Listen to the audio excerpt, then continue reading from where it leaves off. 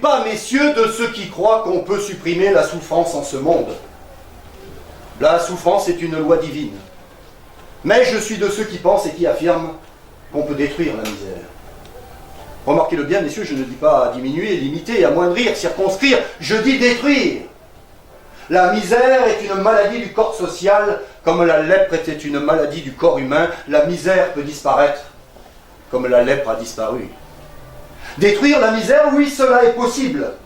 Les législateurs et les gouvernants doivent y songer sans cesse, car en pareille matière, tant que le possible n'est pas le fait, le devoir n'est pas rempli. La misère, messieurs, j'aborde ici le vif de la question. Voulez-vous savoir où elle en est, la misère? Voulez-vous savoir où elle va, jusqu'où elle peut aller? Je ne dis pas en Irlande, je ne dis pas au Moyen-Âge, je dis en France, je dis à Paris et au temps où nous vivons. Voulez-vous des faits? Eh bien, les voilà, ces faits.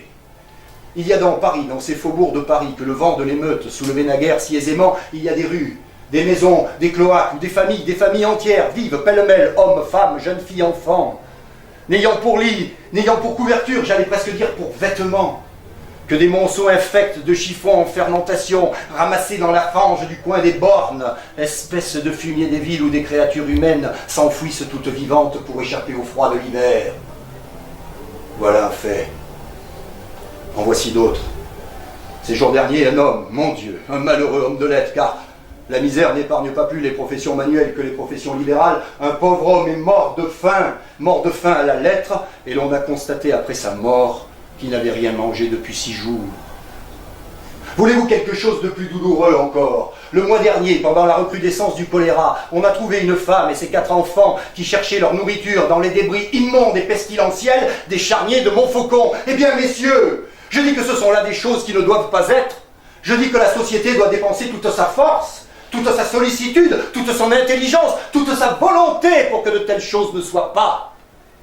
Je dis que de tels faits dans un pays civilisé engagent la conscience de la société tout entière, que je m'en sens, moi qui parle, complice et solidaire. Et que de tels faits ne sont pas seulement des torts envers l'homme, mais que ce sont des crimes envers Dieu. Voilà pourquoi je suis pénétré. Voilà pourquoi je voudrais pénétrer tous ceux qui m'écoutent de la haute importance de la proposition qui vous est soumise. Ce n'est qu'un premier pas, mais il est décisif. Je voudrais que cette assemblée, majorité et minorité, n'importe, je ne connais pas moi de majorité ni de minorité en de telles questions. Je voudrais que cette assemblée n'eût qu'une seule âme pour marcher vers ce grand but, vers ce but magnifique, vers ce but sublime, l'abolition de la misère. Et messieurs, je ne m'adresse pas à votre générosité, je m'adresse à ce qu'il y a de plus sérieux dans le sentiment politique d'une assemblée de législateurs. Et à ce sujet, un dernier mot, et je terminerai là. Messieurs, vous venez avec le concours de la garde nationale, de l'armée, de toutes les forces vives du pays, de raffermir l'État ébranlé encore une fois. Vous n'avez reculé devant aucun péril, vous n'avez hésité devant aucun devoir, vous avez sauvé la société régulière, le gouvernement légal, les institutions, la paix publique, la civilisation même. Vous avez fait une œuvre considérable. Eh bien, vous n'avez rien fait. Vous n'avez rien fait, j'insiste sur ce point, tant que l'ordre matériel raffermi n'a point pour base l'ordre moral consolidé. Vous n'avez rien fait tant que le peuple souffre. Vous n'avez rien fait tant qu'il y a au-dessous de vous une partie du peuple qui désespère. Vous n'avez rien fait tant que ceux qui sont dans la force de l'âge et qui travaillent peuvent être sans pain. Tant que ceux qui sont vieux et ont travaillé peuvent être sans asile. Tant que l'usure dévore nos campagnes. Tant qu'on meurt de faim dans nos villes. Tant qu'il n'y a pas des lois fraternelles, des lois évangéliques qui viennent de toutes parts en aide aux pauvres familles honnêtes, aux bons ouvriers, aux bons paysans, aux gens de cœur. Vous n'avez rien fait tant que l'esprit de révolution a pour auxiliaire la souffrance publique. Vous n'avez rien fait,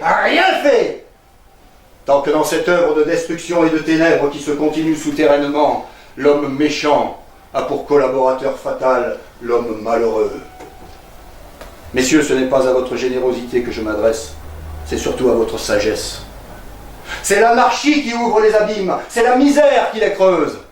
Vous avez fait des lois contre l'anarchie, faites-en contre la misère.